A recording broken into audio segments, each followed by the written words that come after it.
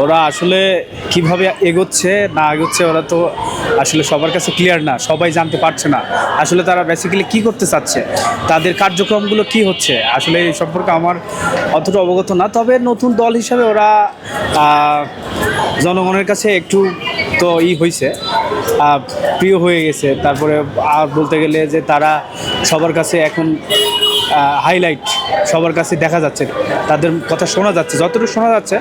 তবে আমার মনে হয় তারা আগাবে, যতখানি আগাবে এটা নিয়ে আমি কিছু বলতে পারতেছি না, কতখানি আগাবে এটা বাংলাদেশের জনগণই জানে তারা কতখানি জুড়ে আছে। আচ্ছা, আপনার কাছে কি দল বড় না প্রতীক?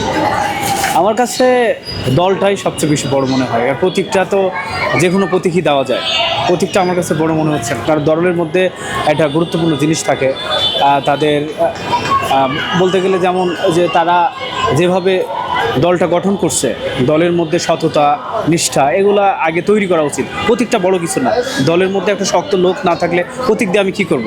মানুষ আসলে একটু এই বিষয়ে চিন্তিত, কারণ অন্যান্য দল যেমন আছে জামাত, বিএনপি, তারপরে জাতীয় পার্টি, এই দলগুলা আসলে পুরাতন এই দলগুলার প্রতি মানুষের একটু চিন্তা আছে। কিন্তু নতুন দল হিসাবে তারা যেভাবে এগোচ্ছে তা আমার মনে হয় যে না, ওরা এভাবে আগাইতে পারবে না, জিতবে না।